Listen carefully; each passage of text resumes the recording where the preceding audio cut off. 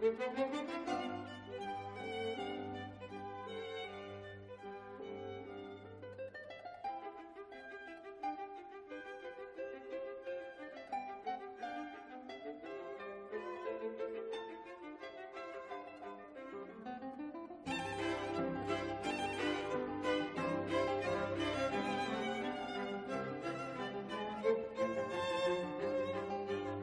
are ready to start. We're a little late, and I apologize to our witnesses. We had votes in the House that ran a little late, and that meant we ran over here. Some of us ran on a bus, but we ran over here. And we will now get started. We have tonight, again, we're here televised in public and with some video on the Fair Elections Act, Bill C-23. And our witnesses in the first hour tonight are from Raising the Roof, Carol Ann Barr, and from Range City Housing and Support Society, Leslie Ramon, right? And Mr. Bayin, is that correct? Did I get your name pretty close to right? That's right. That's good, yeah. Okay, from the Ethiopian Association of, the Ethiopian Association. You're from GTA, from Toronto and the surrounding area? Super. That's right, yeah.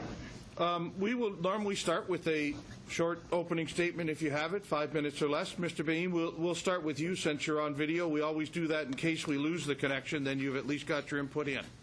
So if you'd like to start with an opening statement, we'll let you do so.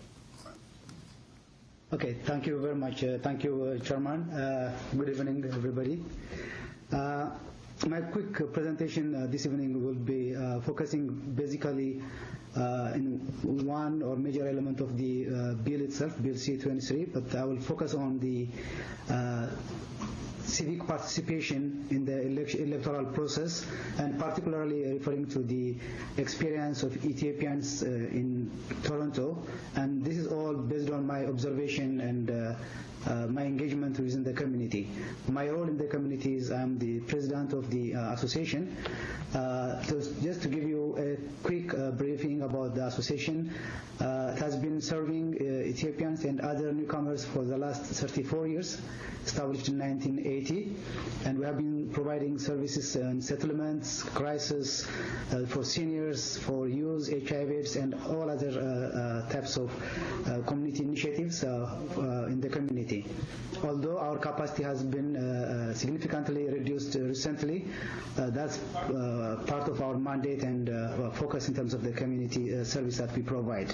And again, we are not limited providing service to the Ethiopians, but to all other eligible newcomers based on the specific program or service that we offer. And again, to give you a quick profile of the Ethiopian community, although we don't have a very clear number, we estimate about 50,000 Ethiopians reside in Toronto and the GTA area. And some of the challenges in the community, based on some of the research, is there is a huge unemployment, underemployment in the community, and some barriers in terms of access to services and programs in very specific areas. Again, the community being relatively new to Canada, maybe for the last 30, 40 years, as a community, although we are trying to really address the specific needs of the community, there are a lot of areas which are still need to be addressed, and there is a huge gap. One being the active participation of the community members, the Ethiopians, in the electoral process of the different levels of governments in Canada, the municipality, province, and the federal government. So on this line, I will just quickly go through my presentation about the bill itself. I would like just to give quickly quote on the remarks given by the Chief Electoral Officer to this committee, I believe the Standing Committee on Procedures and House Affairs, on March 6. I quote, "It is essential to understand that the main challenge of our electoral democracy is not voter fraud, but voter participation. I don't believe that if we eliminate voting and voter identification card as a proof of address, we will have in any way improved the integrity of the voting process. However, we will have taken away the ability of many qualified electorals to vote. So here in this quotation from the Chief Electoral Officer, I would like again to emphasize on the key wording about voter participation. So quickly, I will go through one, how we can engage a community like the Ethiopian Association and to be actively involved in the voting and all the electoral process. One be the community engagement tool that we already have. We engage our community members, and that could be an opportunity to disseminate and educate the community members on the civic education in the Canadian political arena. And the third thing being, how can we encourage again voters, although some voters, I don't have a concrete data or figure to throw here, but from my understanding and observation, I would assume it's not that many Ethiopians really vote, again because of the other factors like the social exclusion or inclusion elements, employment, time spent with the family, and to really work in supporting their families. So because this is like generic elements or features that we hear in other ethno-cultural groups or ethno-specific groups, but again this is true also in the Ethiopian community. So we need to have a strategy here in along with the Bill C-23, which I understand has quite a broader scope than what I'm trying to really present here. But in the participation of our community, the community engagement work can be really done through an organization like the Ethiopian Association in partnership with the Electoral Office and other relevant organizations.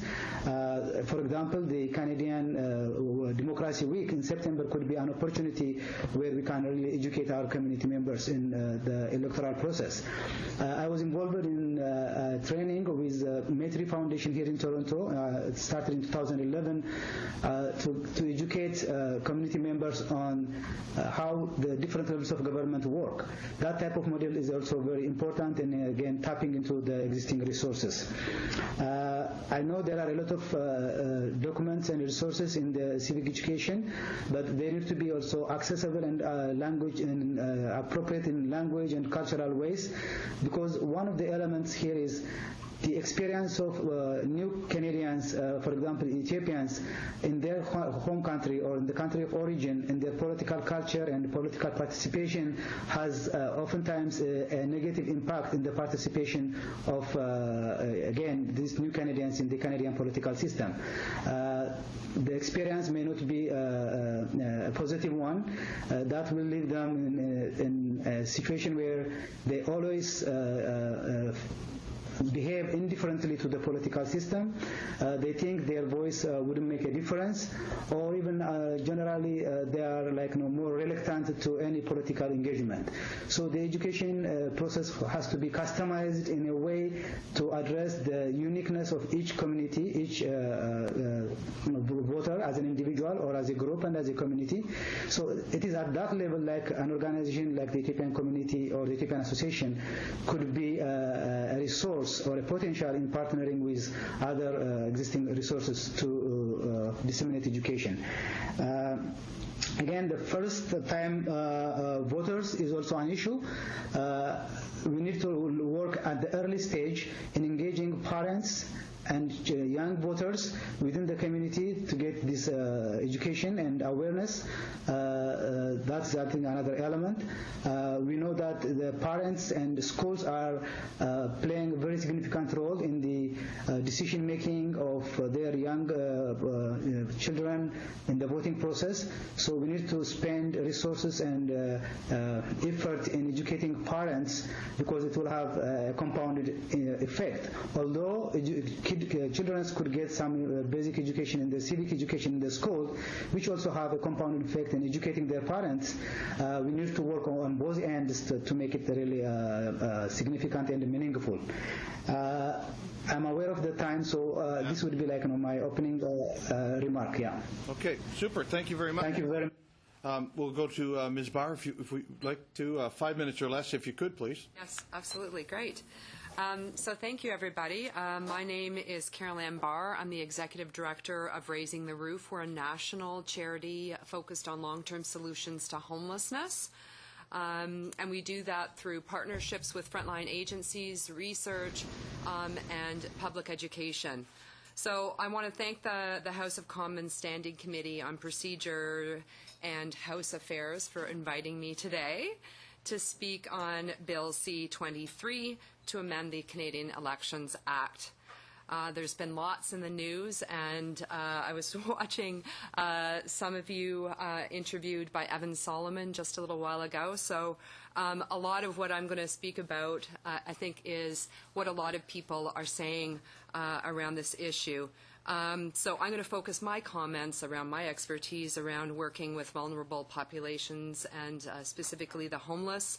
I have over 20 years of experience working in the sector, working in frontline agencies, managing programs in different health and social service sector environments. I've worked with a diverse group of people, youth, adults, who are facing different issues from mental health to addictions to homelessness to poverty. And really, I've devoted my career to helping reduce barriers that people who are disadvantaged that they face. In fact, I was part of the original consultations. I remembered as I was being invited here, I believe it was in early 2000, about how to, it was by Elections Canada, and it was roundtable discussions about how to help people who were struggling with accessing their identification for various reasons, how to help them vote. So I'm very pleased to be here today. So Elections Canada accepts the cards, the voter identification cards, as proof of residence in specific locations such as long-term care facilities, on campuses for students, and it really is a common sense initiative that has worked. And certainly I feel very proud to live in a country where you can support your neighbor in this way to help them vote. And by ensuring all Canadians can exercise their right to vote is what makes the voting process a legitimate process. And as we all know, the Canadian Charter of Rights and Freedoms, Section 3, guarantees that all citizens have the right to be involved in the election of their governments and the right to vote in federal, provincial, and municipal elections. So Bill C-23 proposes to get rid of the cards and disallow them as proof of identity or residence. This would certainly have a serious repercussion, potentially, and infringe on the rights of individuals under the Charter. Some groups of electors, as I've mentioned, seniors, students, First Nations, people who have recently moved, the homeless, there's a recent report, it estimates that there's 200 homeless people in Canada. We know many of them struggle to keep their ID and maintain their ID. And the government claiming that eliminating the cards will cut down on electoral fraud. I think we heard you talk about that, Wosan, and it certainly is much more of an issue around voter participation, and my understanding is that there really isn't clear evidence about fraud. So my question then, why, if this is working, why is this being put forward at this point? At Raising the Roof, we work closely with our partner agencies and work directly with the homeless. And from my experience and working with these agencies, I know that we all feel that individuals who face losing their housing should not be further marginalized by being unable to exercise their right to vote. We need to ensure that the voter information card is maintained as proof of identity. The bill also revokes vouching. We know that 120,000 in the 2011 election relied on that to vote. So it was a significant amount of people, and also considering the number of homeless, we know it's significant. And the Chief Electoral Officer has indicated that there was a 90% accuracy rate in evaluating these. So we don't want to, as the chief is saying, we don't want to take away the last safety net for those who do not have the necessary documents. Just to quickly talk about homelessness, that there really homeless Canadians were denied the right to vote, but there was measures put in place over the years where they could use the shelter as an address. But where we've come today with the voter information card and vouching, I'm really hoping that the government will listen to everyone's comments and really keep this in place. People don't have ID because they're struggling with issues, not because they don't want to follow the rules. And I think it's really important we not revert back to a time when the most marginalized in our society were denied the right to vote. People who are homeless or otherwise disadvantaged have already lost a great deal, and they should not lose their charter right to vote. Thank you, Ms. Farr. Thank you. Ms. Ramon, 5 minutes or less for you, if we can, please. Thank you, Mr. Chair. Committee members, thank you. Thank you for inviting Rain City Housing and Support Society to speak to the committee. I'm Leslie Raymond. I've worked for Rain City Housing for 18 years. I'm currently in the role of Associate Director and responsible for the day-to-day operations of our programs. A little bit about our organization. Rain City Housing is a service delivery organization incorporated in 1990. We offer a wide range of housing and support services to the people in Vancouver. We have over 500 supported housing units, 100 emergency shelter beds, and a variety of specialized support programs, including outreach and clinical health services. Our primary operations are located in the downtown east side of Vancouver, one of the most vibrant yet poorest neighborhoods in Canada. I'm going to talk a little bit about the community because that's what I have to offer here. The downtown east side of Vancouver is unique in its concentration of low-income housing, most of which is operated by nonprofit organizations like ours. The overwhelming majority of 18,000 residents live below the poverty line. 88% of our community members are renters.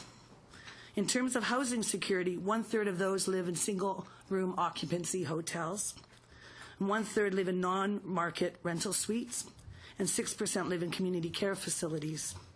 We have over 1,600 people who are homeless, either living in shelters or on the streets in Vancouver. As mentioned, single-room occupancy hotels comprise a substantial stock of low-income rentals. These units are small rooms, most often shared with communal bathing and cooking facilities. It is an intimate environment with strong internal communities, yet these hotels often lack the security afforded to those who live in their own apartments. In the emergency shelter system, many people share a common large space with mats on the floor and little privacy. We have a significant seniors population, making up over 21% of our community, and an urban First Nations people who constitute 10% of our community.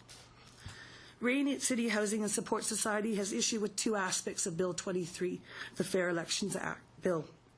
Those are the removal of vouching and the use of voter and the removal of the use of voter identification cards as a means to verify a person's address. My following statement will focus on the practicalities of voter identification for our community members, as that is the grounds for which we have expertise.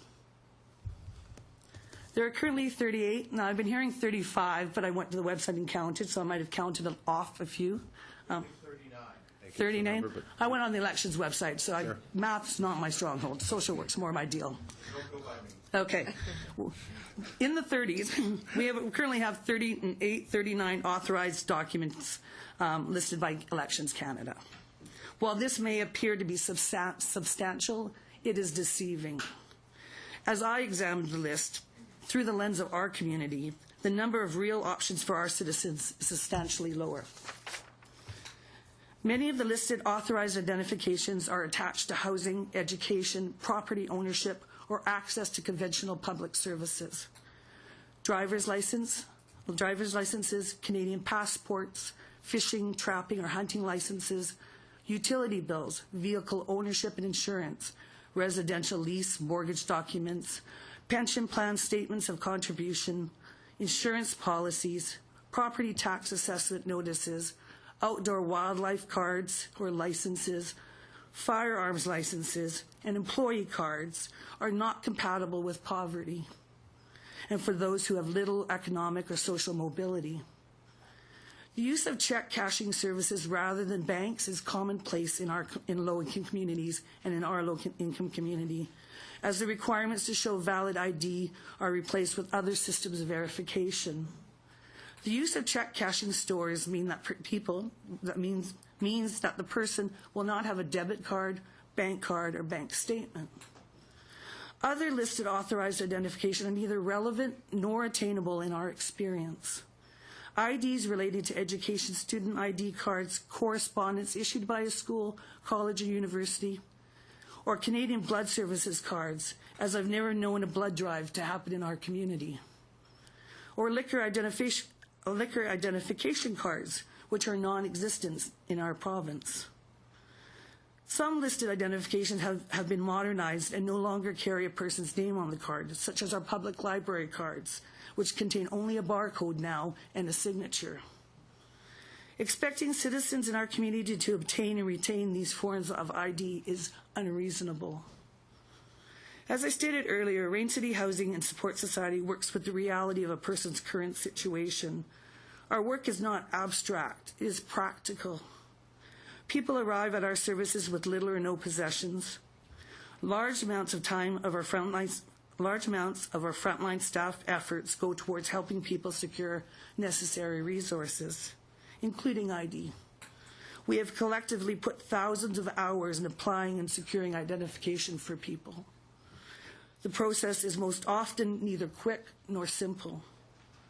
To get an ID, you often need an ID. The starting place is a birth certificate. Birth certificates depend on the financial resources to pay for the fee, knowledge of your mother's maiden name, or your parents' place of birth. The wait time, depending on the province of birth, can be 4 to 6 weeks or longer. These are real barriers for people that we work with. The unique circumstances of our community led the province of BC election body to add identification options before our last provincial election. In February 2013, prior to our provincial election, Elections BC approved the use of prescription labels on medication bottles as an acceptable form of authorized identification for our community alone. This is recognition by our provincial government that the citizens of our community require special consideration to protect their inherent right to vote. We expect no less from our federal government.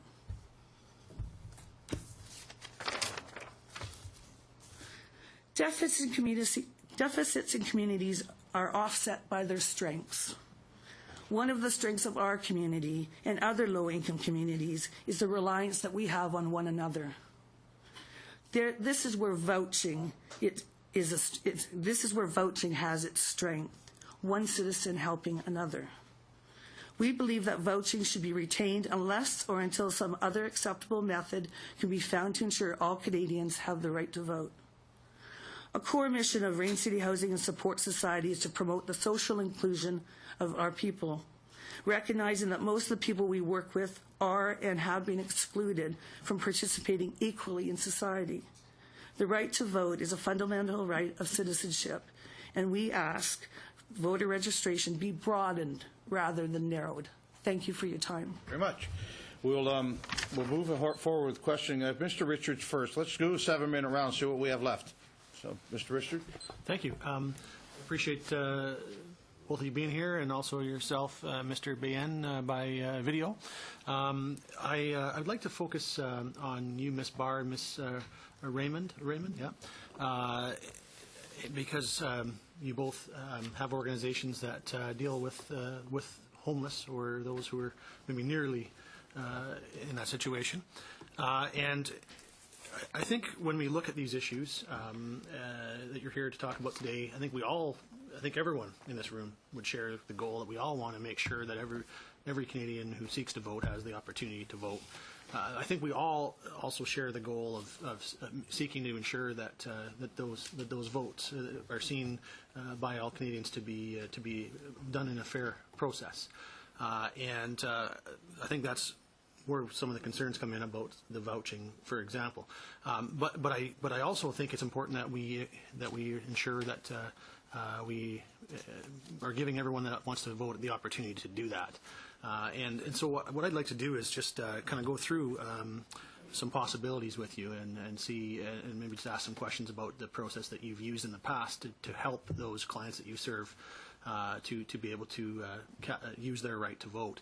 And I do understand that you're indicating that vouching is one of the things that you have used in the past. But first, let me ask, because when I was doing a little bit of research into this, I discovered that in many cases, shelters will, in fact, obviously serve their residents more than just providing a roof over their head. You're doing a lot more for them. You're trying to help them find a way to get back up on their feet, and that's something that you should be commended for. And one of the things that you do in doing that is to try to help them get to a situation where they do have some ID to prove who they are, because they do require it for a lot of things, even to be able to help if they want to find employment or these kinds of things.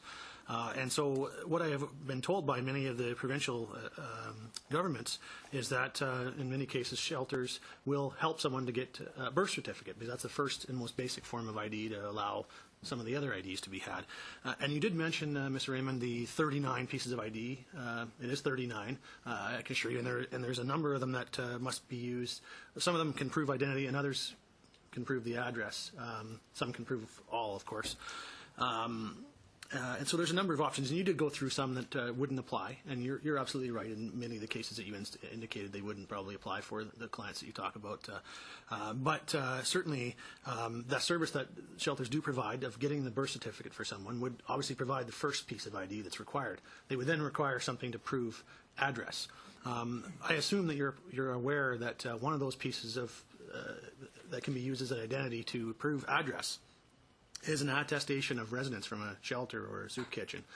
So obviously, if you were able to provide that, in addition to the service you already provide to provide a birth certificate, would give the two pieces of ID necessary. And the reason I point that out is because I think the vouching process, that would be a far simpler way for you to be able to help clients to serve than the vouching process. And the reason for the vouching process, as I'm sure you're aware, what's required there is someone who lives in the same poll, who can only vouch once for an individual, and obviously, that becomes, I would assume, complicated for you, because if you had, say, employees vouching, they'd have to first of all live in the poll where the shelter is located, and then second of all, you can only vouch for one person per employee. And I'm aware of some volunteer programs that exist to do that. However, those probably are in a bit of a gray area, because we don't know, in fact, whether there is that relationship, because on Elections Canada's website, the examples they use are as a neighbor or a roommate. So obviously that shows sort of an ongoing relationship with somebody to prove who they are. So I'm just curious on your thoughts, because of the fact that many shelters do provide that birth certificate, availability of helping them to and paying for that for them, and then also the availability of the attestation of residence. Whether that is something you feel might better facilitate enabling you to help your clients to be able to vote in an election. What's your thoughts on that?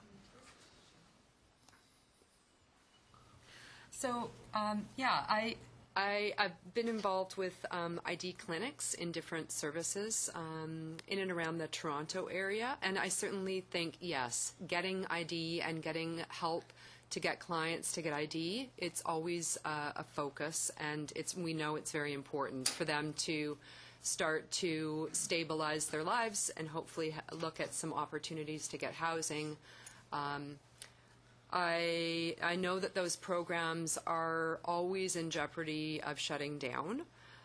So on one hand, yes, that's a good first step, and it's important to get, but there is limited funding. I was talking to an organization the other day that was telling me the importance of their ID clinic, not just for homeless in the community, but for other people who maybe had a fire in their house and lost their, it's like, it can apply to a lot of different people, but of course the funding for that program is in jeopardy. So, yeah, I mean, I think so while someone's working on getting their ID, whether it's through an ID clinic or having some... But I'm certain that for a program like that, I think there'd be a lot of support amongst the community, and I think that you would find there'd be many civic-minded people who would be more than inclined to support something like that. Not only to allow someone the right to vote, but there's so many reasons why that basic ID is necessary. I'm sure you'd find Yeah, much and support I in the know, community. it hasn't been federal money, but it has been provincial money for those programs. But I know from working in the sector for 20 years, they're always in jeopardy of shutting down. So yes, I agree. Getting ID is important. It's always a responsibility of a social service worker to get someone that kind of help and get them on track. Much time. So I'm going to interrupt you. I apologize for that. But the other thing is the attestation of residence. Is that something you feel you could provide to your clients as a service? Is that something that you find a difficulty to be able to provide? We have provided those. Okay. I guess what I would say is you have to understand that when a person comes in, we're triaging a multiplicity of issues with that person, and what we have to do is prioritize. Often, we're adequately staffed, but the work is challenging, extremely challenging. So we have a triaging process, and often people aren't staying long enough. Interrupt once again. Would you find though that attestation, especially if you have a form, might be an easier process than running a volunteer program to find people to volunteer? I'm invisible again. Thank you, Mr. Richards. A very quick answer from our witnesses, because we're not going to make our second round if we don't meet this. I don't think one is better than another. I think we need as many as possible. Super. I would agree. Thank you. We'll go to Mr. Christofferson. I think you're splitting, but you'll tell me when. I am. Thank you very much, Chair. In fact, I'd be asking the initial question and then passing off to my colleagues. I'd like to join with my colleagues and thank all of you for being here tonight. It means a lot. This is an important piece of Canadian business, and it really matters that you're here. So thank you very much. If I might swing over to Mr. Bayani. Sir, appreciate very much your presentation. I have to say at the outset that I'm very fortunate. I've been to your beautiful country twice, actually. The last time I was there, I was in Addis Ababa, and I was there for the 50th anniversary of the African Union and the grand opening of their new headquarters. So beautiful country, and while you're in the GTA surrounding areas in Hamilton, we have a very small Ethiopian community, but very vibrant and very interested in playing their full citizen role. My question to you is this, sir. Under the proposed legislation, the Chief Electoral Officer will no longer be responsible for the broader education programs and the broader educating of Canadians, not just on matters of where do you vote and how do you vote and the ID, but just what is our electoral system, how does it work, and they work with communities, different groups in society, and the purpose, of course, is to allow, in the case of your presentation, those from Ethiopia, of Canada as a new country, to participate. The bill restricts the Chief Electoral Officer from doing that and leaving it to the political parties, saying that they're educating people anyway and it's in their best interest. And we in the NDP are concerned that that's too narrow a focus, that political parties are all about electing people. The Chief Electoral Officer, we think, should continue the work of educating the broader community and working with communities. And I just wondered if you would expand on that and how important it is for your community to have that kind of education as to what our system is and the thinking behind it, but that the Chief Electoral Officer should continue to play the role that he's playing rather than cutting out the Chief Electoral Officer and only relying on political parties. Just your thoughts on that, sir. Okay, thank you very much. Again, first, thank you for the quick remark about my country, my country of origin. Well, that will be a very critical question in terms of who will be continuing to educate the new Canadians and all other Canadians to be actively involved and meaningfully participate in the electoral process. From my readings until now, the Chief Electoral Officer and the Election Canada has been doing quite significant educational processes and educational work. PROC. To the extent I have seen there was a budget of about $1.6 million to do educational thing in year 2012-2013, and they have been doing materials, educational materials in different languages. They have been partnering with other community organizations who have been working on this line and doing a lot of promotion and advertisements on various medias to educate the community. So these are all critical things to really make meaningful participation of newcomers. Again, from my learning again from Election Canada, the parents and school play a significant role or significant meaningful role in terms of supporting their young voters or the young children in the voting and in the electoral process. Based on the data, about 46% of youth are getting this education in the schools and also parents. So, and this has been part of the process through the Election Canada and the authority which was given to the electoral officer. So that will create a huge void. And my question would be, again, back to the committee would be, if not the Chief Electoral Officer and the Election Canada, who will be doing that? And will there be a commitment in terms of putting resources back in place to make this educational process happening? In fact, my extension to that point as I do my presentation is community organizations like Ethiopian Association could be a good partner in terms of the contextuality and customization of these processes, these educational processes, making it very appropriate in language, cultural, and more importantly, in really dealing with the political culture and the political experience of new Canadians based on their country of origin. As you all know, most countries in, say, in Africa have a very troubled political process, and election and voting is quite strange or a new concept per se for some people. So there should be a huge educational process. Excellent. Thank you so very much, sir. Just under 2 minutes, but give it Thank the you. rest. Exactly. Mr. Bayani, thank you so much for coming. I think you've done an excellent job briefing us all on the importance of public education and outreach in newer immigrant communities. So thank you. I just wanted to turn to our two guests, Ms. Barr and Ms. Raymond. You both emphasized something I thought was really quite important. You both use an expression very similar to or identical to the idea of one citizen helping another. And the idea of dignity that evokes was really quite striking to me. I think it's quite important is also when Mr. Richard was maybe suggesting that there's some kind of limitations on who can vouch for whom, and there's no limitations at all in Section 143 other than being a co-citizen in your polling division. And so I'm wondering if you could speak a little bit more to the whole question of the dignity of voting for the people that you work with, and why somehow or other we should not be losing sight of that. Very good.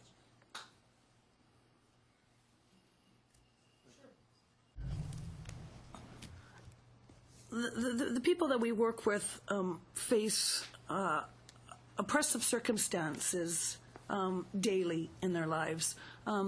Poverty is constantly seeking and searching to get your needs met. And one of the beauties of the community that I talk about is when one person has groceries, for example, what you'll see in the downtown east side is that they'll share those groceries with their neighbors. So someone's not poor and hungry, that they both have something. I think when there's I talk about a natural deficit in the community, something steps into that. And that's really the human spirit of kindness. One of the things that I see that people are fighting for in our community is agency.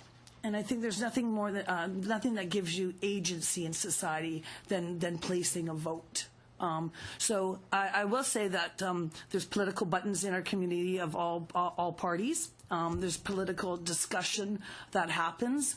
It's a place of, it's an equalizing factor for us all. It's not based on economics. It's one of the very few things, or status in our society. The placing that vote and having a say is the one place that we are all equal. Here, here. Thank you. Mr. Scott, thank you very much. We'll go to Mr. Sims for 7 minutes, please.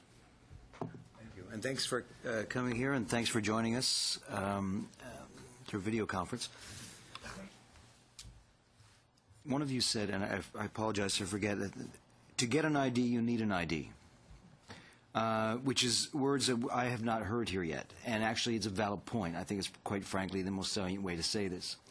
When you hear about 38, 39, could be 100 pieces of ID, once you get past the basic few, it becomes further out of reach for the average citizen, certainly for those who are impoverished. As examples that you gave, leases, mortgages, the bills, provided they come through the mail. The basic stuff now comes down to health card, and unfortunately it does not contain the address, which makes it that much more problematic. Let's assume that they can get the attestation that's being discussed here. How difficult do you think that is to get? I don't know that the attestation itself is not difficult. I think the other thing we have to talk about is we talk about cultural norms, but community norms as well.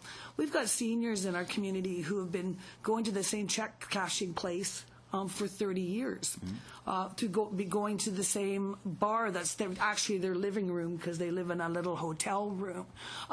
There's identifications in our communities also often because there's history. I've known you this long, right? We have doctors that don't ask for the care card because they've served that person for 20 years. So I'm not sure if I'm answering your question. I think what I'm trying to say is, in the absence of identification, people have created other norms, and those norms are alive and strong in our community. So. Certainly, we don't have a lot of people ask for attestations. We willingly provide attestations, but not all of the people in poverty are living in a shelter either. So I think that's the other thing. There's a lot of people in our community what I would call underhoused, right? So that they're sharing small places, or they're living in the single-room occupancy hotels that I talked about. So not all poor, homeless or precariously housed people have that option for the attestation. Did I answer your question? But it's not a normal thing, let's put it that way. You don't see this happening too often. No. And it's a new practice that will have to be introduced. And it has some complications too, where you have to be verified at the elections. I can't just write a letter and hand it to someone. There's a verification process for the certain person at the shelter has to sign it. Right. In the absence of that, I'm assuming, and when I deal with seniors, one of the things that they lean on heavily is the voter information card. Mm-hmm. Yes. It is quite possibly one of the most famous things that we use, and it almost seems to me now that with the new rules and the way they are, I don't even know if Elections Canada can really communicate to the point where they can tell people, by the way, you can't use that anymore. So I don't know what kind of a public campaign will be in place to do that, but you're familiar with that, obviously, because you both mentioned it. Mm-hmm. But it is something that the population, the people that you deal with, rely on that heavily when they go to vote. Yeah. Most of the people that I know that vote are using the voter identification card. It's a common practice. Right. In lieu of because they don't have ID. Well, that's correct. And obviously, but what's the most common identification card that people would have that you deal with? Well, that would really depend on that. That's too different. I wouldn't have the answer to that question. Can I venture to guess, say, the health card? I wouldn't venture to guess the health card. Okay. We've the community has created a lot of its own ID mechanisms. We have a life skills center that has a life skills card. So there's community formulated identifications that people use more than government issued ID, frankly. Yeah.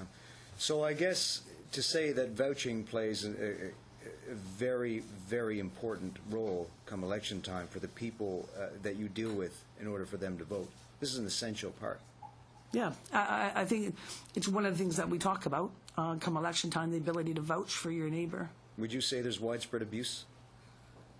I can't, well, in our community, I mean, I don't know if there's widespread abuse. I can't see the rationale for abuse. I certainly have never heard of anyone wanting to run from the homeless shelter to a poll to pretend to be somebody else. I mean, they've got quite a bit going on already. So it doesn't seem reasonable to me Yeah. in our context. Go ahead, Ms. Barr. Yeah, I would add to that just that people have so much going on that's not the agenda to commit fraud. It's a big deal to be able to get to a polling station and vote. And I think when we're talking about this too, it's important for folks to be able to vote for who they think are going to help them with some of the issues that they're facing as well.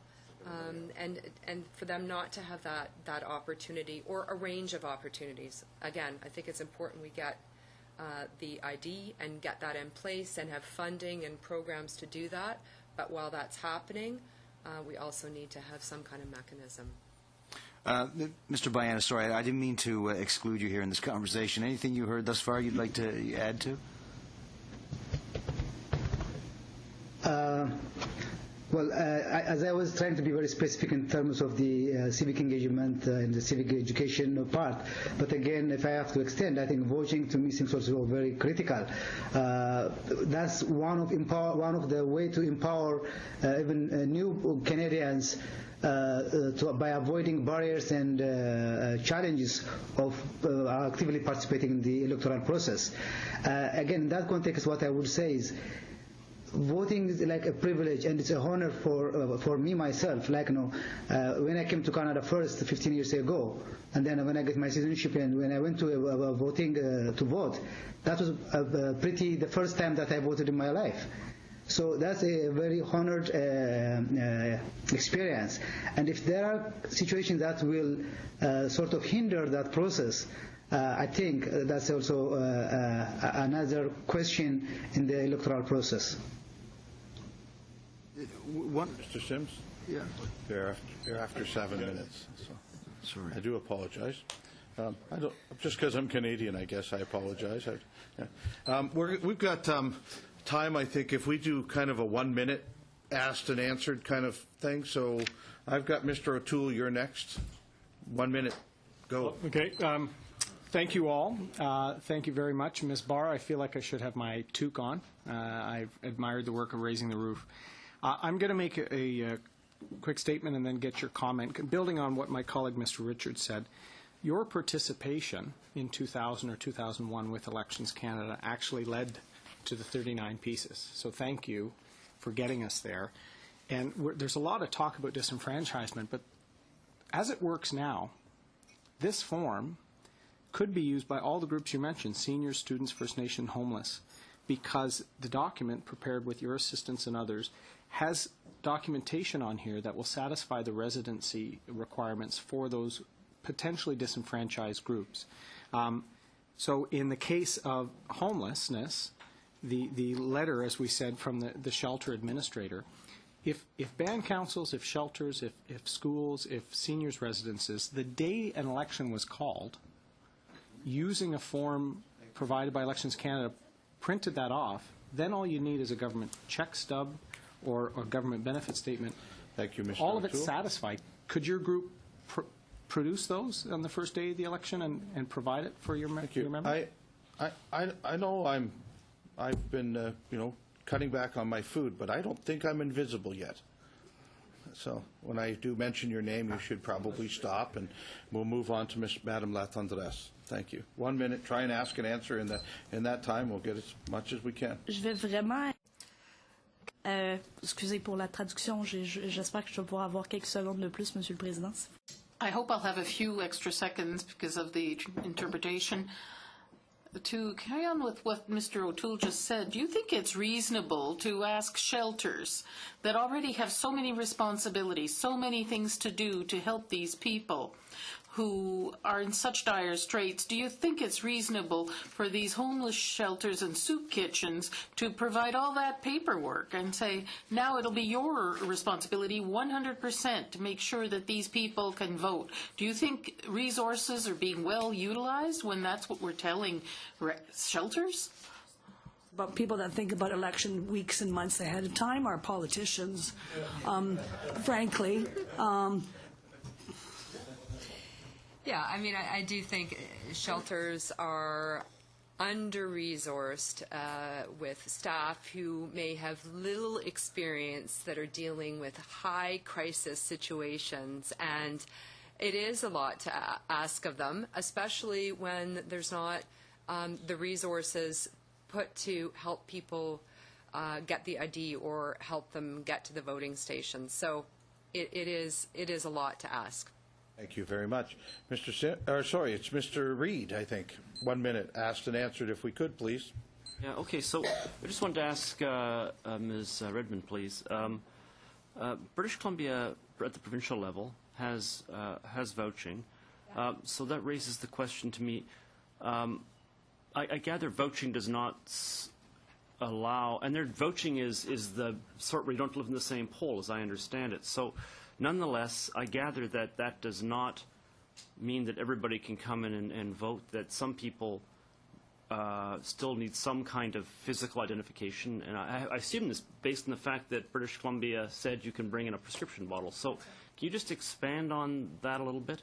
The prescription bottle piece, or just... Well, yeah, I guess, first of all, why vouching clearly, even when it's made very general, doesn't seem to actually resolve all problems. And then the problem the prescription bottle resolves. I mean, there's lots of problems getting out the vote in low-income communities, especially the high needs of that community to start with.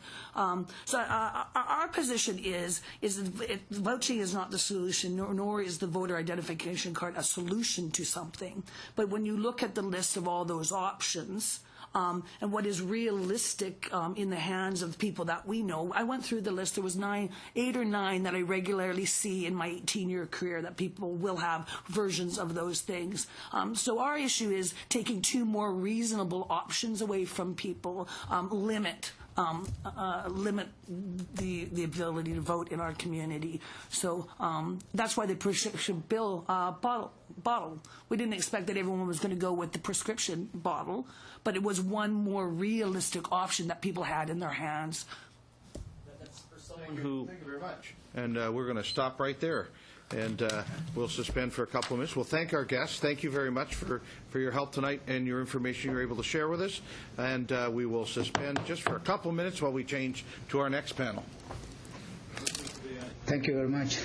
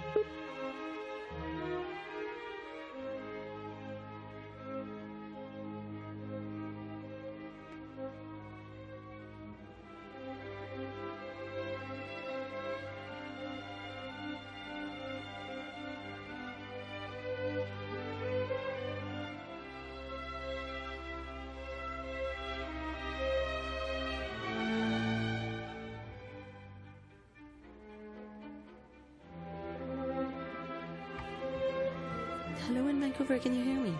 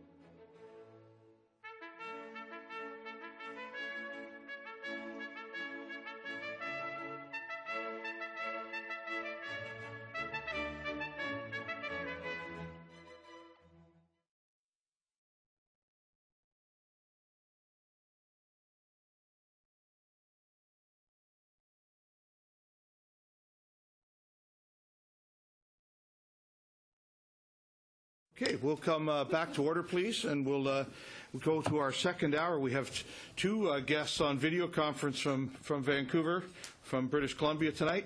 We have Wanda Mulholland, a Community Development Coordinator from the Burnaby Task Force on Homelessness, and we have Nathan Allen from the Portland Hotel Society. Welcome both. You're hearing me okay? Yes, and thank you. Great. When you talk, now I can hear too. And then we have Abram Utzhorn. Close enough. From the great city of London, the London Homelessness Coalition, and so we welcome you all. We're going to start with opening statements from our guests on video conference. I always like to do that in case we lose the connection or something. We've at least got your opening statements in. So, Ms. Mulholland, would you like to start off for us tonight? Thank you very much. Thank you for the opportunity of presenting a submission to the House of Commons Standing Committee on Procedure and House Affairs regarding Bill C-23, an act to amend the Canada Elections Act. I specifically wish to speak to the importance of voting in the election process. My name is Wanda Mulholland. I am the Community Development Coordinator for the Burnaby Task Force on Homelessness, which was formed in January 2005.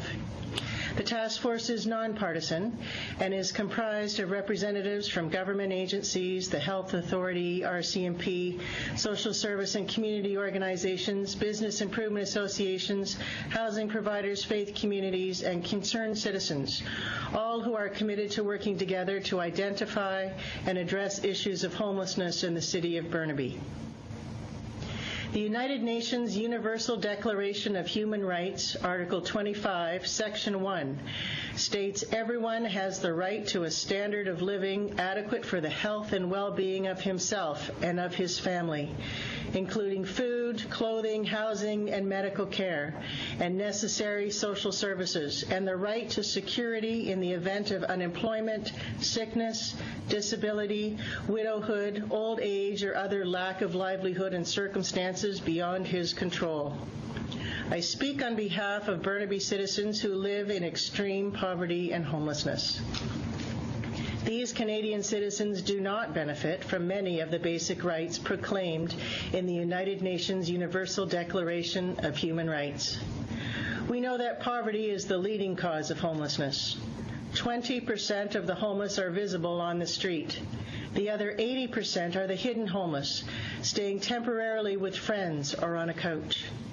Many of the men and women living in poverty are employed, the working poor, or students, or citizens living on low income. All are living in temporary and unsuitable locations, facing challenges regarding safety, adequate sleep, clothing, food, access to medical care, and access to suitable housing. Each person has his or her own life circumstance that led to homelessness. Some of the influencing factors include loss of employment, fire, illness, traumatic incident, disability, family issues, mental illness, drug addiction, or combinations thereof. Many people who are currently homeless have led what others would consider to be productive lives until something caused their life to unravel. These are people who held careers which included firefighter, teacher, business owner, successful university student, published author, loving parent. Many have, through homelessness, lost their families, their community, and their sense of self-worth. At every turn, the homeless are ostracized from mainstream society. People living in poverty have obstacles in utilizing public transportation because they do not have the funds for the transit fare. People living in poverty are prevented from using washrooms in businesses because those facilities are only for paying customers. People living in extreme poverty are isolated and rejected because they often do not conform to society's expectations of hygiene, appearance, and behavior. People living in poverty are often fearful for their own safety because they do not have the security of a home to protect themselves from the vengeance of others. People who are homeless frequently are without identification in which to access medical or government services.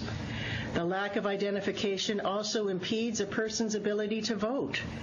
In municipal, provincial, and federal elections, the Burnaby Task Force on Homelessness has worked with a member agency to offer assistance to marginalized people interested in voting. We have offered the use of attestation forms to vouch for a person who is without all of the proper identification required for voting. In the Canadian Charter of Rights and Freedoms, it states that every citizen of Canada has the right to vote in an election of members of the House of Commons or of a legislative assembly, and to be qualified for membership therein. Removing the option of voting prevents marginalized people from their right to vote as a Canadian citizen. It is yet another way of ostracizing people from the rights of citizens in mainstream society because they are poor. On behalf of Canadian citizens all across the country who are living in extreme poverty and homelessness, including citizens from Burnaby, British Columbia, the Burnaby Task Force on Homelessness recommends that the House of Commons Standing Committee on Procedure and House Affairs view the proposed amendments to the Elections Act as unconstitutional, undemocratic, and a significant infringement on the basic rights of many vulnerable Canadian citizens. Thank you. Thank you, Ms. Mulholland. We'll go to Mr. Allen now, please. Opening statement, if you could, please. Great, thank you. Thank you to the committee for allowing this time to provide some on-the-street information about some of the challenges faced by low-income Canadians in providing identification credentials. I've been a resident of Vancouver's downtown east side for more than 12 years, and most of that time I've worked as a manager of Pigeon Park Savings Credit Union, which is also Branch 48 of Van City Community Savings Credit Union and run in partnership with the PHS Community Services Society. Pigeon Park Savings opened more than 10 years ago to provide financial services to low-income residents of Vancouver's downtown east side, contained within it the sub-districts of Gastown, Chinatown, and Strathcona. The downtown east side is Vancouver's oldest neighborhood and was once a work camp with a high concentration of hundreds of units in what are now called single resident occupancy hotels, or SROs. These rooms are 10 by 10 rooms with shared bathroom on each floor, about 6-story buildings. And 100 years ago, SRO hotels provided working men a place to stay between jobs going out to work in the forest. Some might be familiar with the Canadian country music legend Ian Tyson's song Summer Wages, which is about life in Vancouver at that time. Over the years, of course, that resource-based work moved farther away from the city. Services and businesses left the downtown east side, and these hotels became home to Vancouver's poorest residents. Vancouver, with an important shipping port, major airport, and close proximity to the United States, saw an increasing availability of illicit narcotics, and these drugs flooded into the downtown east side, where alcoholism was already endemic. Initially, these narcotics were opiates like heroin, and now for the last 20 years or so, there's a high prevalence of crack cocaine and most recently crystal methamphetamine. While this influx of narcotics on the street increased, police engaged in a containment strategy of herding drug dealing and prostitution out of more affluent areas of Vancouver and concentrating the drug and sex trades in the downtown east side. At the same time, governments moved towards the deinstitutionalization of mental health services without providing sufficient alternative resources in communities, resulting in an influx of unsupported mentally ill people in the downtown east side. Also, the legacy of policies of residential schools is keenly felt in the neighborhood, where, for example, nearly 1 in 4 homeless people identify as Aboriginal, and this is compared to their 2% of the population. Meanwhile, senior levels of government got out of the business of building housing, and increased development pressure in the downtown Vancouver area has driven housing costs up, further decreasing affordable housing stock. Additionally, as Vancouver does not have the freezing cold winters of the rest of Canada, it also does not have the same shelter infrastructure as eastern Canadian cities do.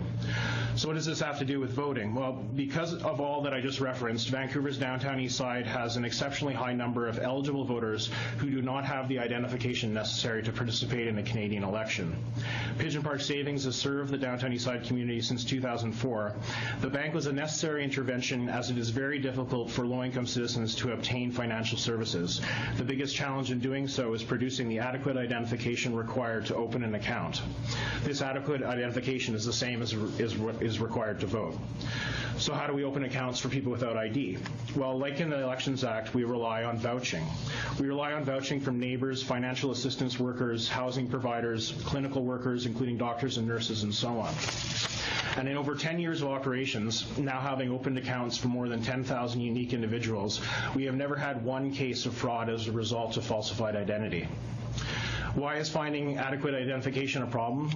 Well, the number one reason is cost. Photo identification, such as a BC ID card or driver's license, costs at least $40, and for someone living on income assistance of around $200 a month, that cost is out of reach for many people, and effectively acts as a poll tax on citizens. Insecure housing and homelessness makes it very difficult for people to hold on to their possessions as well, and depressingly, people who are found asleep outdoors will often have their pockets picked, or if living in insecure housing like those SROs available to very poor downtown Eastside residents, they'll have their rooms often robbed. And finally, mental health and addictions remains in a crisis situation in Vancouver, and my experience working with people who struggle with mental illness is that it is often a challenge to navigate bureaucracies like those required to acquire identification documents. Also, for individuals struggling with acute mental health issues, it is difficult to keep documents as they are often misplaced or lost. In conclusion, I can only state that from my experience that voters living in the margins of our society, people I believe should be voting as public policy indeed directly affects them, they require another mechanism to exercise their right to vote. For thousands of very vulnerable citizens, producing the credentials required may be impossible. I urge the committee to think about the tens of thousands of homeless Canadian voters when amending laws governing our elections, and consider ways to ensure all eligible voters have access to our democratic system. Thank you again. Mr. Allen. Mr. Utzon, your opening statement, if you would, please. Great. And I also extend my thanks to the committee for having me today. I present to you today on behalf of the London Homeless Coalition and the London Community Advocates Network.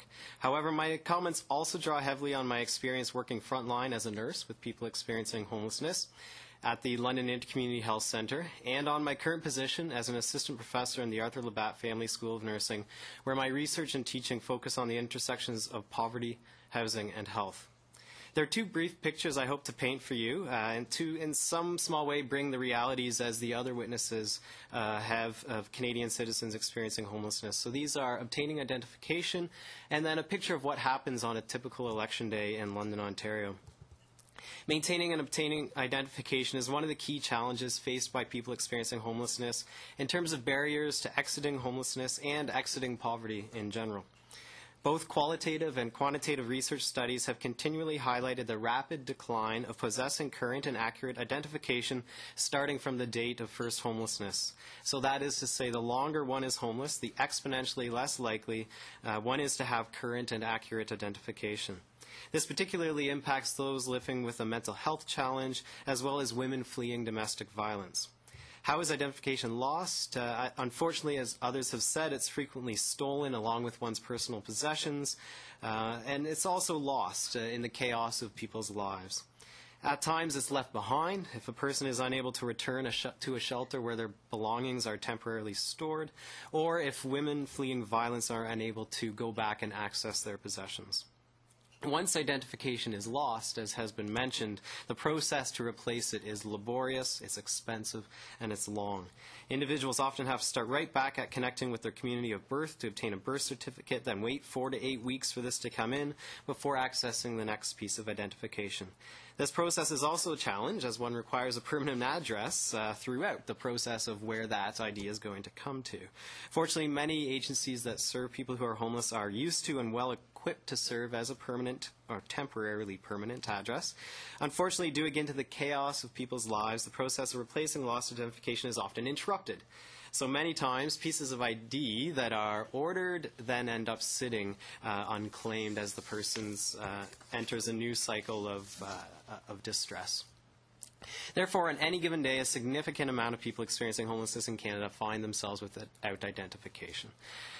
This is a challenge, but historically in London, we've been able to rise to that challenge. Health and social service agencies in London mobilize every election day to ensure as much as possible that citizens who want to vote are able to, in spite of their housing status and identification challenges. This community-wide mobilization focuses firstly on ensuring that individuals are using an agency for their permanent address and are thus able to obtain the voter ID card. For those who have not received that or it's gone to a different place, place. The next level of mobilization is with the provisions under 143.3 of the Elections Act, known colloquially as the vouching system. As you're aware, under this section of the Act, those with proper identification are able to vouch for another citizen within their polling area. So workers across health and social service agencies are made aware of these provisions. That's part of what we do, is first make sure that the homeless serving agencies know how it works. And people self-identify who live within polling areas where many people who are homeless are located. And when a person experiencing homelessness but without identification enters an agency, expresses an interest in voting, often the agencies have a sign that says, "Ask us how you can vote." They're connected with someone who can vouch for them, whether it's someone who works in the agency, another person who's homeless who's also said that they would like to go and vote, and that they will be accompanied then with someone who can vouch for them at the polling station. This is made simpler in our community because one or more of the serving agencies usually are a polling station. So that just makes it, in terms of the walking part of it, a little easier for everyone. This gives you a bit of a picture of what we do. And to this statement, I would like to add a bit of a clarification on the letter of attestation, because this is something that, unlike the previous witnesses, we do use quite frequently within London. Unfortunately, the wording is that the person ordinarily resides and receives services at such and such an agency. So that works well for some people. So if people have been in a shelter for a while, then that works. For others, though, whether they're sleeping rough, whether they're transient from city to city, whether they're couch surfing and their address is changing, or whether they're recently admitted into social housing, so their housing status is changing, that doesn't work. So unfortunately, although we do use the letter of attestation quite a bit, it still leaves a big gap, which is where the vouching fills in. So under Bill C-23, the provisions of 143.3 are removed. This will present a very real challenge to people experiencing homelessness across Canada and disenfranchise them from a significant part of the democratic process. Unfortunately, full identification replacement is simply not achievable on time in most cases. As hard as we try, it just often isn't there on time. And they do try their best, the agencies. So this means that if Bill C-23 proceeds as written, a particular subset of the population will be adversely impacted. And in any policy analysis, when a particular subset is affected, that is a red flag. So thank you. Thank you very much. And we're moving well on time, so I'll go to Mr. Reid for 7 minutes, please. Thank you very much, Mr. Chair. Maybe I'll start with you, Mr. Ocean, if I could. You were just talking about the attestation forms and your use of them. I gather that if someone goes in to vote with an attestation form, they also require another piece of identification. That the form on its own is not sufficient. Is that correct?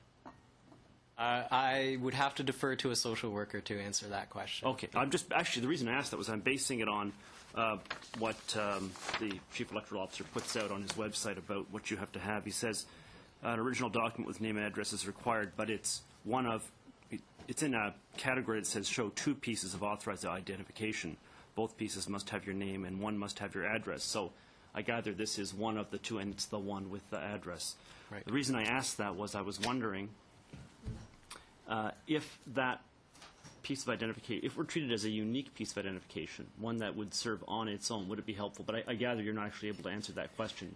Well, the one thing I do know from my colleagues who do the direct service, the social workers, is that it's that ordinarily reside and receive services from, that's the bigger issue.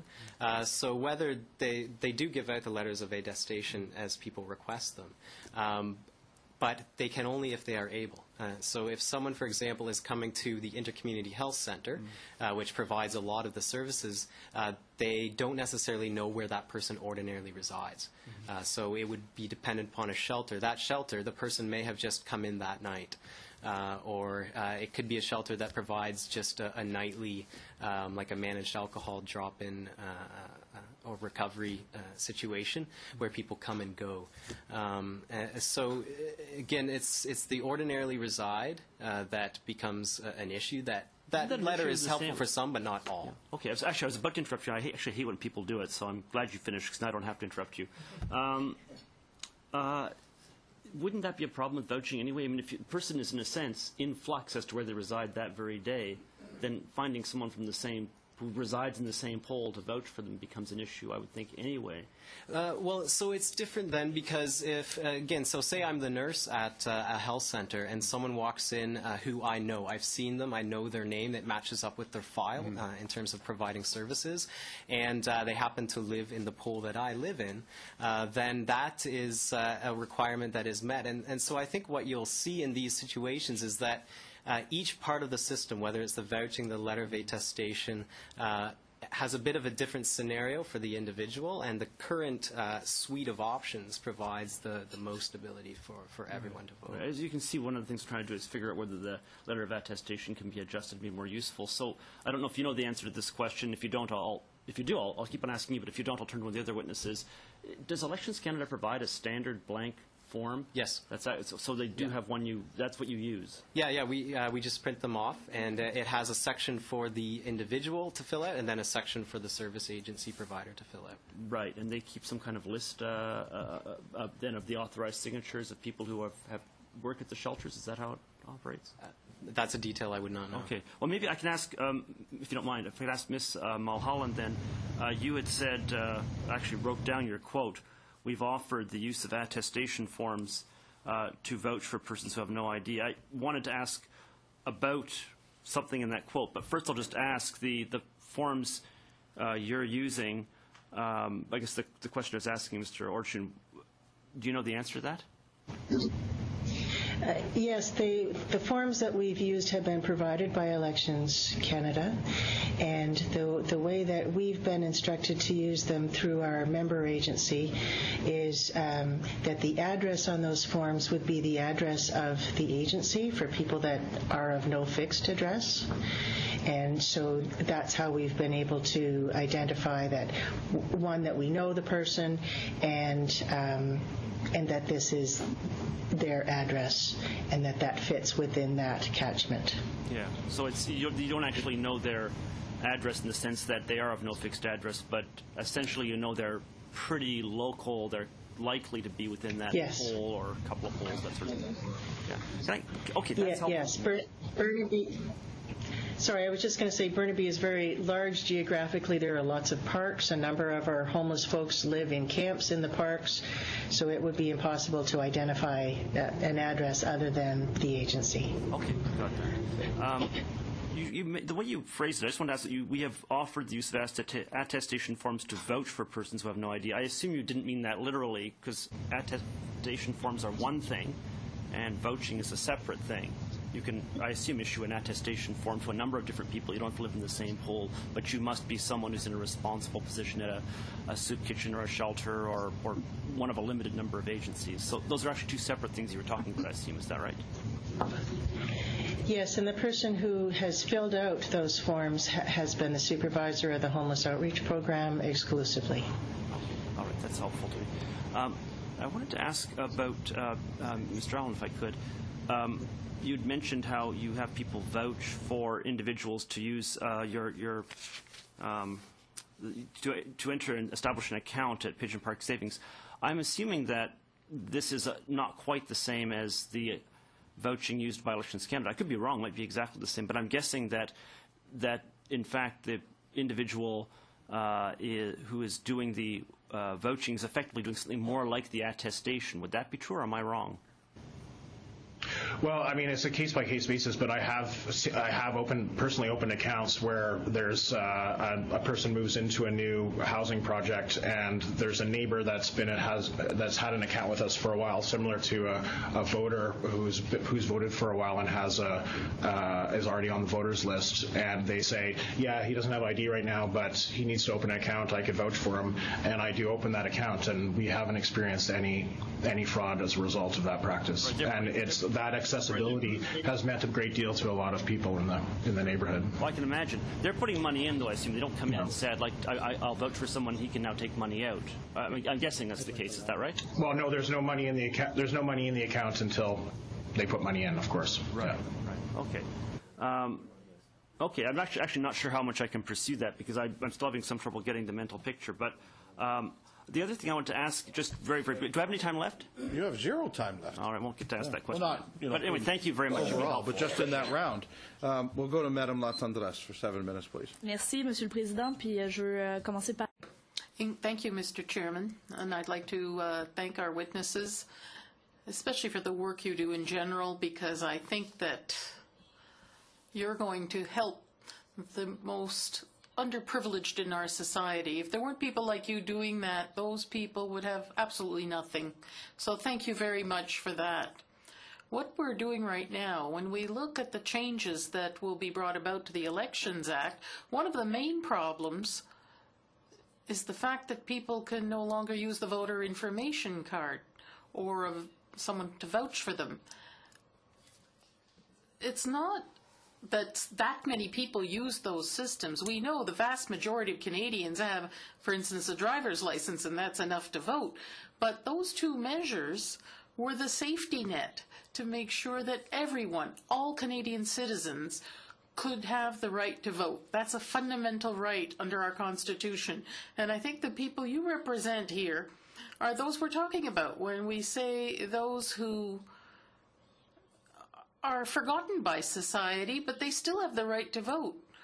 So both the vouching system and the voter information card use allowed us to be sure that nobody was left by the wayside.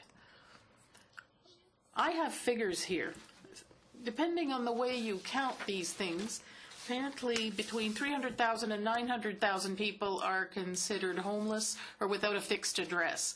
I find that number very high. I wouldn't have thought it was that high, but people like you then have to try to do something to provide the necessary documentation to allow these people to vote. What you do is fantastic, but putting all that responsibility on shelters and soup kitchens for providing that documentation, in my opinion, that's an enormous burden on organizations with limited resources at the outset and who don't have a lot of time and energy for this. So could I get your comments on that and see what you have to say about it? We could start by Madame Mulholland, if you wish.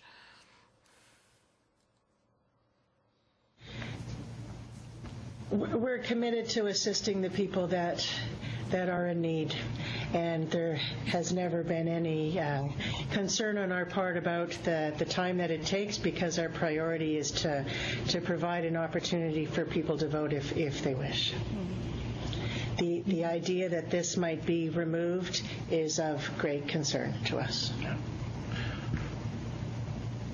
Yeah, and I could add to that. I mean, I hear like it is some days working in the neighborhood. It's really hectic. Like there's a lot of things going on, and for individuals who are, if we're wanting to on election day help someone to vote, people who are disabled in wheelchairs, have trouble with mobility issues, to find the individual in their poll, to walk with them, to allow them to be the voucher for that individual, to organize all of that takes a lot out of the day, but that's the only opportunity that person would have to vote.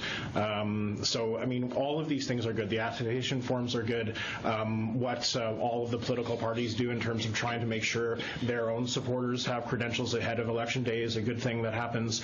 But for folks who are exceptionally marginalized, without that other mechanism that allows someone to vouch for them, it's effectively they do not have the right to vote. But I appreciate what you say. I mean, we're happy to try and enfranchise as many people as possible, but it is a lot of work, and we wish we had more individuals to help people vote. We would probably increase the homeless vote as a result, but we can only do so much on election day, and we go flat out.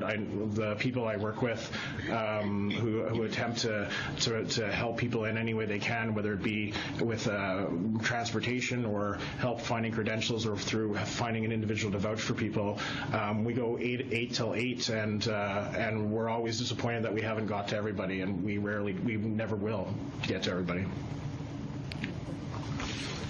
might highlight that these agencies have limited budgets, and they have a lot of important decisions that they have to make in use of those budgets. And ultimately, all of the homeless serving agencies want to end homelessness, which means providing people safe, secure, permanent, and affordable housing. However, they provide other services along the way, and many will have actually an ID fund, which will fund part of the replacement fees, for example, of this identification. The more time, energy, and resources that go into identification, the less time, energy, and resources we have to truly end homeless, which is providing people with the housing supports that they need. Merci. T'avais-tu une question? Je vais laisser le reste de mon temps à mon collègue Scott. Oh, sure. I'd like to pick up a little, if I could, on the voter information card. The government gets very upset when we say voter identification card, because that's what we think it should be. You've got a lot of experience with that. I even heard, it may have been the previous panel, forgive me if that's the case, but someone gave testimony and said the amount of, I think it was one of you that talked about the amount of work it takes to get the voter identification card, because that, with vouching, could get you a ballot and you'd be allowed to vote. The chief electoral officer is allowed to designate whatever ID, except the law is now going to prohibit the voter identification card from being used as a piece of ID. How is that going to impact on the people you're trying to help on Election Day? The fact that those voter identification cards, if they've gone through all the hoops of getting them and they're lucky enough to have it, isn't even going to be ID at the polling station. How many Canadians stand to be turned away because this document won't be recognized as ID, in your view? Like I said, that's almost the most depressing thing, because you're talking about someone who went out of their way ready to register to vote, or if they voted in the past, they're an active Canadian citizen. For whatever reason, they don't have identification on Election Day, and in the past they likely, a lot of people will assume that card will allow them to vote, and it'll just be the most depressing situation where someone takes that time, goes to vote, and then something that allowed them to vote in the past no longer allows them to vote. It would be it's depressing if that. I don't want to see that happen. Thank you, Mr. Mustafa. Quick answer, sure. I'll just paint a picture of individuals who we see this with often. Might be some who do maintain some kind of permanent address. So we see this, for example, people in cyclical experiences of poverty, where there may be a familial home, but they themselves are experiencing homelessness. They've lost all their identification and are able to come and go from the familial home at times, and to retain or obtain that voter ID card. And I would say, so it's a significant portion of people experiencing both homelessness but also poverty in general, who will be unable to vote because of being unable to use that card. They said they wanted lots of people to vote, and we're hearing they're not going to be able to. Mr. Sims, 7 minutes for you, please. Thank you for joining us, and thank you for joining us from British Columbia as well. I want to go to Mr. Allen first, because I was very taken back by what you had said about how it works at the Pigeon Park Savings. And I'm going to quote from what you said. We open accounts for people without identification. Like in the Elections Act, we rely on vouching. We rely on vouching from neighbors, financial assistance workers, housing providers, clinical workers, including doctors and nurses, etc. This is where it's very important. In over 10 years of operations, now having opened accounts for more than 10,000 unique individuals, we have never had one case of fraud as a result of a falsified identity. Mr. Allen, that's a pretty strong statement. And we're talking about banking. We're not talking about a constitutional right, which is Section 3 of our Charter, when we talk about voting. Our previous witnesses talk about they didn't really see an incentive to commit fraud. But for some reason in this debate that we're having here, there's always this nefarious assumption that is tagged along with vouching. Like it's something that we should be suspicious of, as opposed to encouraging people to vote.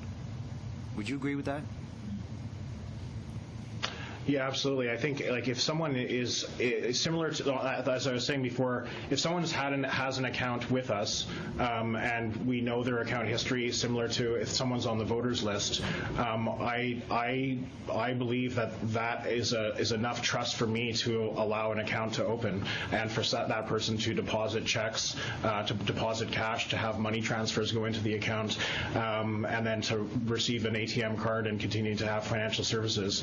We had to have this rule at Pigeon Park Savings Bank because otherwise we wouldn't have any account holders. Initially, almost all of our accounts come from people who are very disenfranchised, homeless individuals who have experienced financial exclusion from other institutions, which have very strict identification requirements of having current ID required, similar to what the rules would be if Bill C-23 is able to pass. So,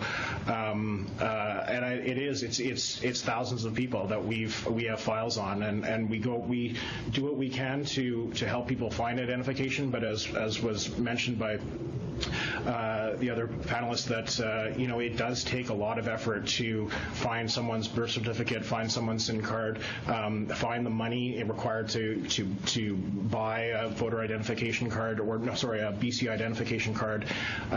So for people with mental health issues, it's very challenging to have the patience to do that.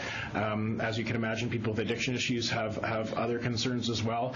I mean, it could be argued that some folks, I don't want to argue that some folks don't deserve the right to vote. I think someone who's a mentally ill, drug addict, who's homeless, still deserves the right to vote, even if some people don't think that they're deserving of anything. I believe that they can and should participate in the democratic process. And when, without much conversation, saying what's at stake in some elections, people are very mobilized around things, and to deny them that franchise is, I find it depressing, but it's a great injustice when you see it in a systematic level where working the downtown east side, it's a high concentration of poor people. So already I think the rules are very restrictive for people, a lot of hoops to jump through in order to vote. To deny even the hoop to jump through to vote it's a tragedy.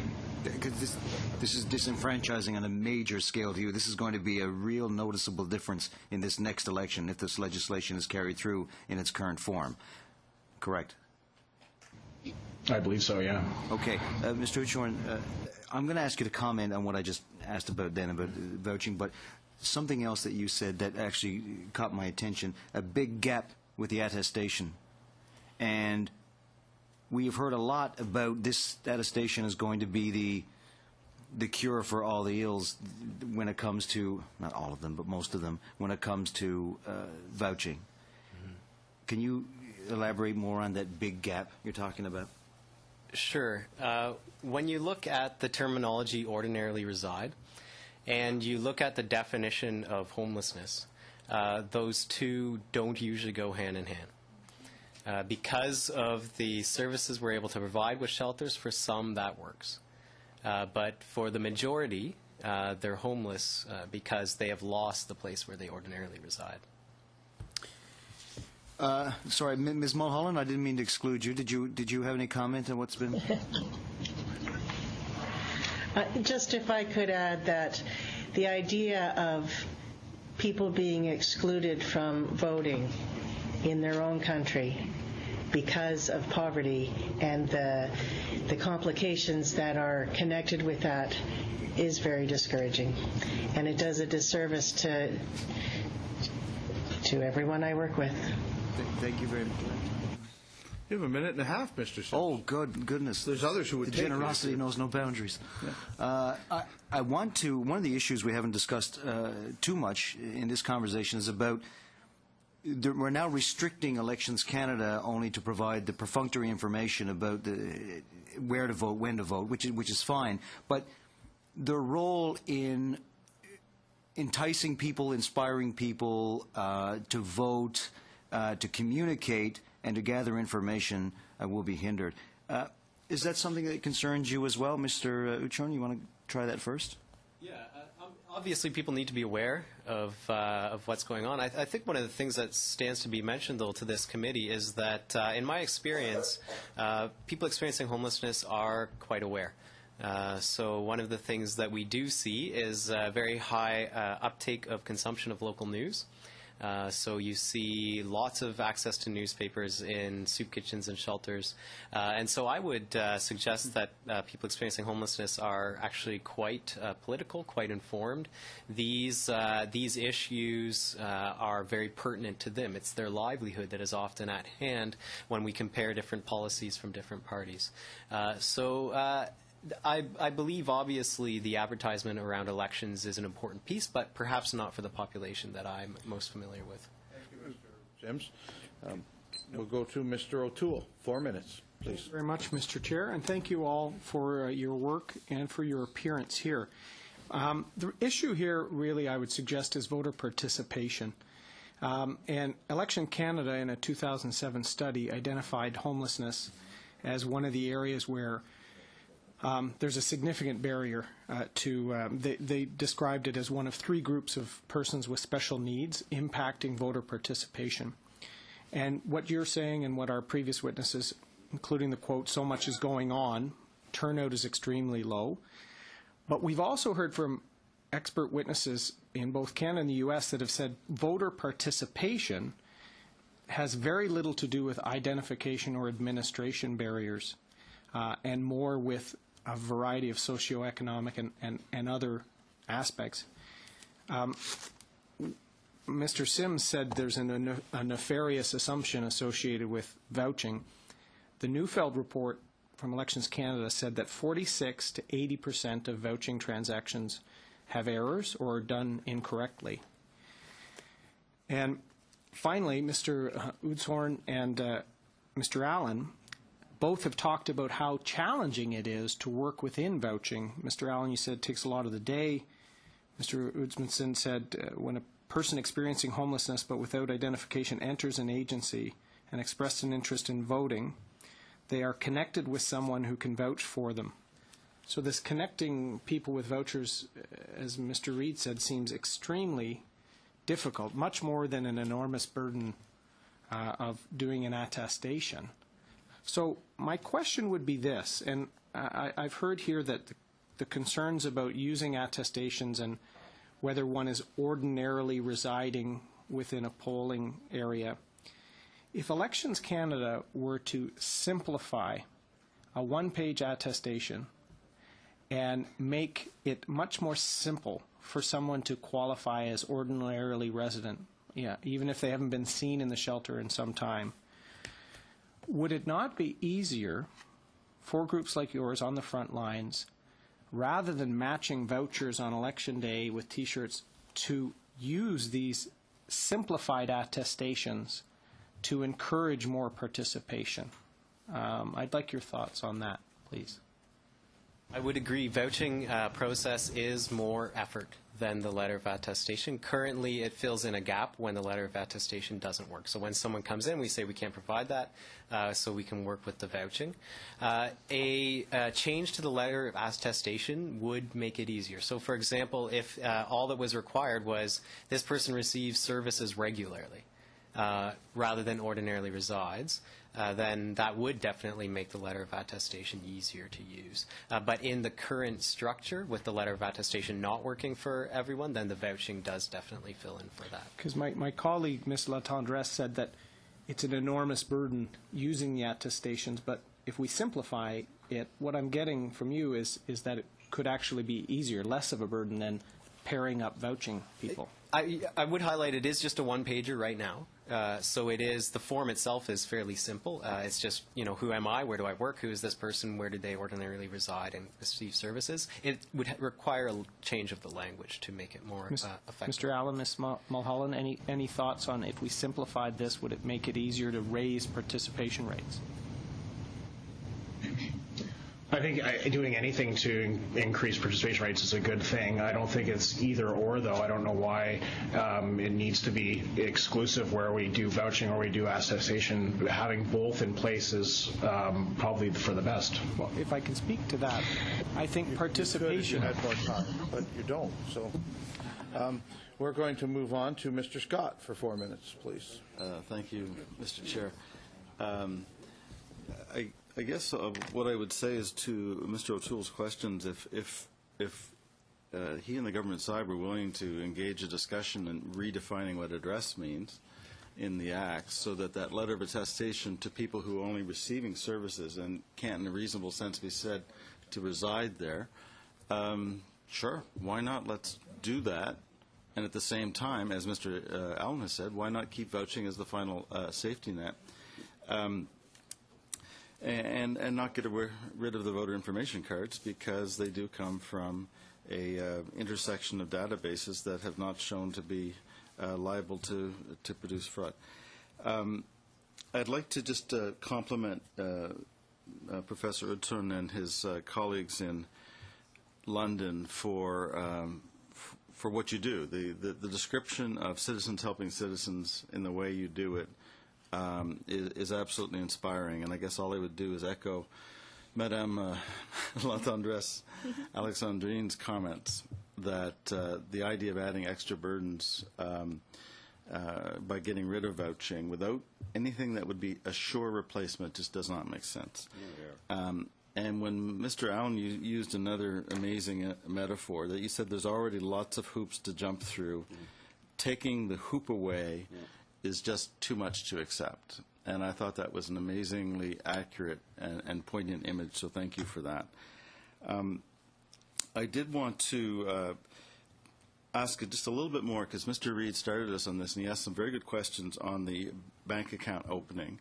I just wanted to point out an irony that's, at some level, vouching to open a bank account, leading you to the statement that in 10,000 or so cases, no instance of fraud as a result that you know of.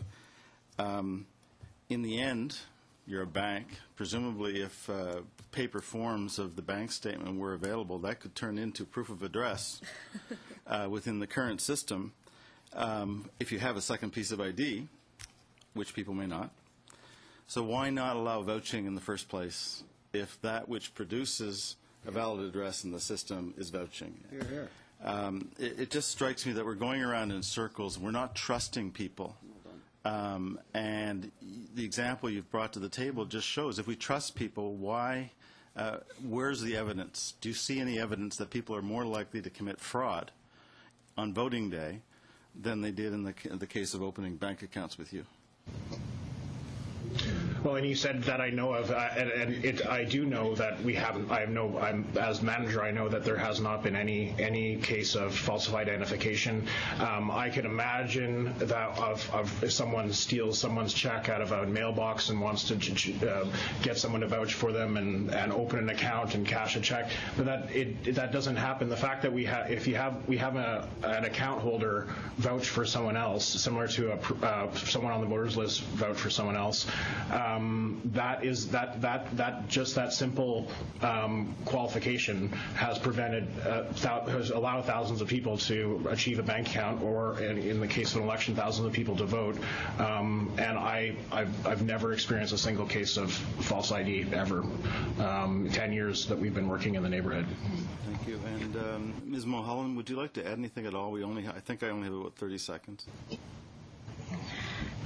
I would just like to add that it is about trusting people and providing mechanisms for people to participate. It's also about recognizing that people shouldn't be punished because of poverty.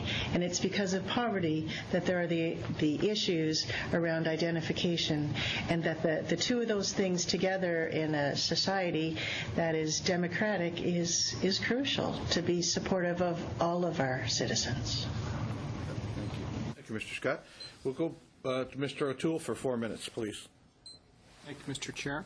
I'd like to continue on my last line of questioning, because I think it's important, and I would refer any of you to the electoral participation of persons with special needs report from Elections Canada in 2007, and that identifies areas of recommendations, including mobile polls, including assistance. And many Canadians may not realize, but electoral reforms in 2000 actually provided that shelters could be used to satisfy the residency provisions. Before that, that didn't exist. And Ms. Barr, who was here before from Raise the Roof, was one of several participants in roundtables with Elections Canada, perhaps yourself were as well. And that led to our famous list of 39 pieces of identification, which the attestation letter is one of those. So thank you. Some of you might have participated like Ms. Barr did. But it's important for us to separate the challenges with vouching from voter participation. So vouching is an identification, vouching happens when there is no identification. And Mr. Neufeld's study from the 2011 election and some by-elections, including my own, showed that not only was there trouble administering it, but it led to a huge error rate, 46% serious errors, which, in the opinion of courts, could overturn a result. My suggestion would be that the vouching errors that we're trying to eliminate here doesn't get to the participation, voter participation challenges facing the homeless. And Ms. Mulholland, you said poverty should not be a barrier. In this instance, along the lines of what I was saying with the attestation before, since 2000 to the attestation now, have you seen an increase amongst people using the shelters since the reforms in 2000? Have you seen more voter participation? In Burnaby, we do not have any shelters, so we're not able to participate in the way that other municipalities can. Any other thoughts on have you seen the changes in 2000 through to the attestation? Has that led to increased voter turnout amongst homeless or folks in shelter? Stats available on that, but one of the things I would highlight, because I know that came right from the homeless serving sector to do that letter of attestation, and it was before my time. I had more hair, less degrees, and wasn't in the sector yet. But it was done in the context of also having the vouching, right? So putting in that additional opportunity for identification still had that other opportunity as well. And so when that was recommended, it wasn't recommended in the context of no vouching alternative. So in your experience with the vouching, and you described the challenge connecting people, only one person, so yourself, for instance, could only vouch for one other person. How do you find not the people that need the vouching, but the people that can provide it? How do you identify those people? So part of it is just making everyone aware it's Elections Day.